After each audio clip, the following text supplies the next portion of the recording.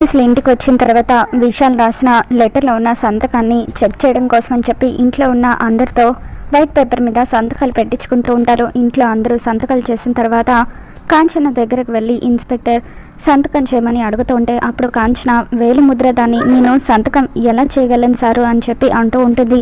తర్వాత అనన్యను సంతకం చేయమని అడుగుతూ ఉంటారు. అది పిచ్చిది సారు, పిచ్చిది సంతకం ఎట్టా చేస్తుంది అని చెప్పి కాంచన అంటూ ఉంటుంది. ఇక అలా వాళ్ళిద్దరూ కూడా తప్పించుకుంటూ ఉంటారు. కానిస్టేబుల్ వాళ్ళతో ఇల్లంతా కూడా ఒకసారి సెర్చ్ చేయండి, విశాల్ గురించి ఏదైనా క్లూ దొరుకుతుందేమో అని చెప్పి ఇన్స్పెక్టర్ అంటూ ఉంటారు. ఇక దాంతో పోలీసులు ఇల్లంతా చెక్ చేస్తూ ఉంటే అనన్య గదిలో ఉన్న కబోర్డ్లో విశాల్ శవం బయటపడుతుంది. ఇక శవాన్ని చూడగానే లేడీ కానిస్టేబుల్ కేకలు వేస్తూ సార్ ఇక్కడ శవం దొరికింది సార్ అని చెప్పి అంటూ ఉంటే ఇంట్లో ఉన్న వాళ్ళందరూ కూడా పరిగెత్తుకుంటూ ఆ గదిలోకి వెళ్తారు. ఇది శవాన్ని బయటకు తీసి నేల మీద పడుకోబెడతారు. విశాల్ గురించి మీకేం తెలియదన్నారు, మరి ఇంట్లోకి ఈ శవం ఎలా వచ్చింది అని ఇన్స్పెక్టర్ గారు అడుగుతూ ఉంటారు.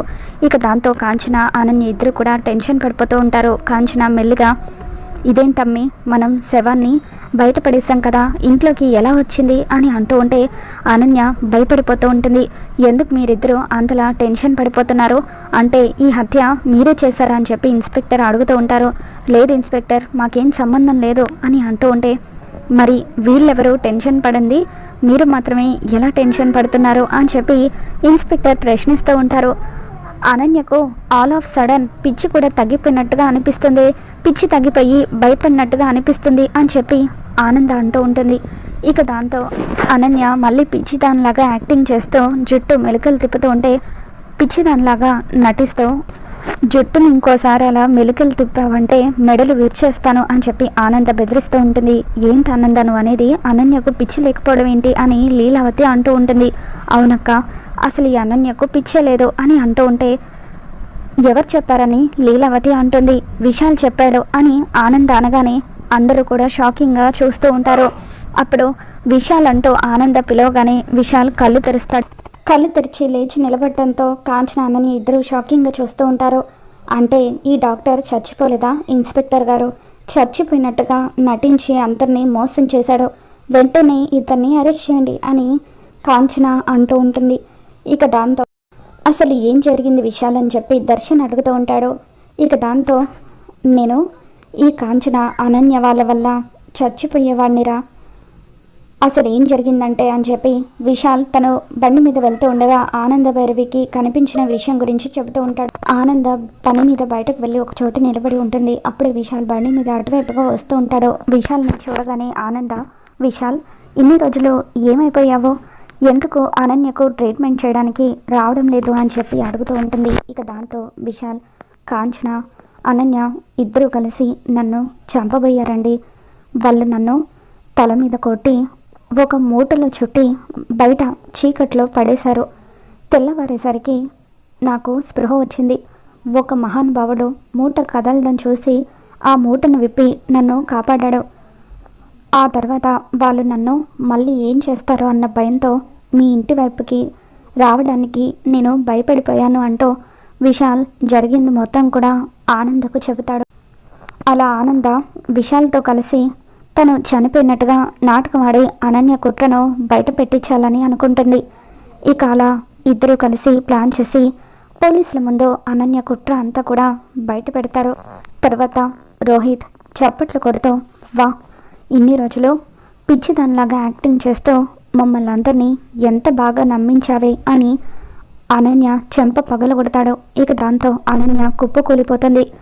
చూసావా అమ్మ, పిచ్చిదని చెప్పి నువ్వు దాని మీద జాలి చూపించి కన్న తల్లి కంటే ఎక్కువగా చూసావు, అలా చూసినందుకు ఇది మన అందరినీ ఎంతలా మోసం చేసిందో చూసావు కదా అని రోహిత్ అంటూ ఉంటాడు. ఇటువంటి దాన్ని బతకనివ్వకూడదు, దీన్ని నా చేతులతో నేనే చంపేస్తాను అని చెప్పి రోహిత్ అనన్యను చంపబోతూ ఉంటే దర్శన్, పోలీసులు వీళ్ళందరూ కలిసి రోహిత్ని గట్టిగా పట్టుకుంటారు. సార్, ఆవిడ చేసింది తప్పే, కానీ ఆవిడ ప్రాణాలు తీయడం కరెక్ట్ కాదు, వాళ్ళ గురించి నిజం తెలిసింది కాబట్టి ఇక మీదటైనా మీరు జాగ్రత్తగా ఉండండి అని ఇన్స్పెక్టర్ రోహిత్కి చెబుతూ ఉంటారు. ఇక ఆ తర్వాత విశాల్తో ఇన్స్పెక్టర్, విశాల్ గారు వాళ్ళిద్దరూ మీ మీద మర్డర్ అటెంప్ట్ చేయాలనుకున్నట్టుగా మీరు మాకు స్టేట్మెంట్ ఇవ్వండి, మేము ఆవిడ మీద కేసు ఫైల్ చేస్తాము అని చెప్పి పోలీసులు విషయాల్ని తీసుకొని అక్కడి నుండి వెళ్ళిపోతారు.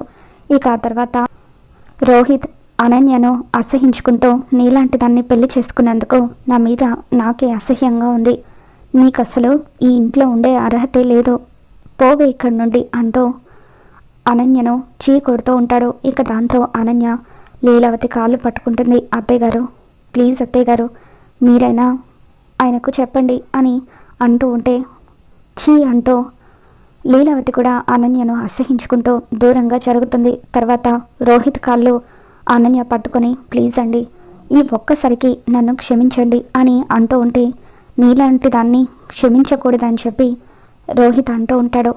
ఆ తర్వాత మామయ్య గారు మీరైనా చెప్పండి అని అనన్య కోటేశ్వరరావు కాళ్ళు పట్టుకుంటుంది. ఇక అలా ఎంతమంది కాళ్ళు పట్టుకున్నా ఎవరు కూడా కనికరించరు. చివరగా అనన్య ఆనంద్ భైరవి కాళ్ళు పట్టుకుంటుంది.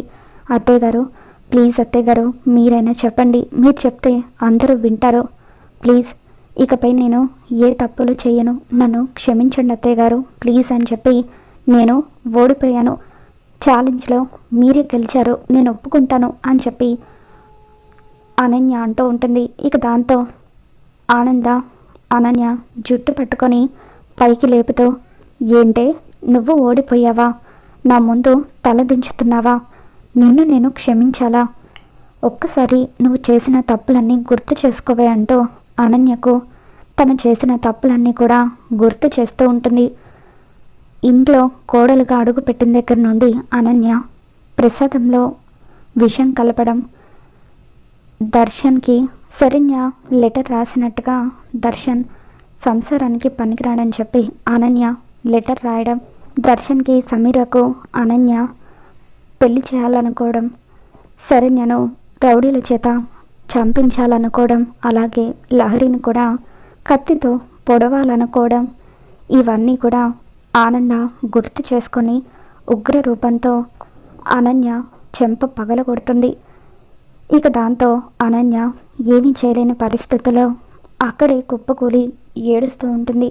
ఇక ఆ తర్వాత రోహిత్ కాంచనను అనన్యను ఇద్దరిని కూడా మెడపట్టుకొని బయట గెంటేస్తూ ఉంటాడు. మరి రాబోతున్న ఎపిసోడ్లో ఏం జరగబోతుందో మళ్ళీ మన ఛానల్లో తెలుసుకుందాం.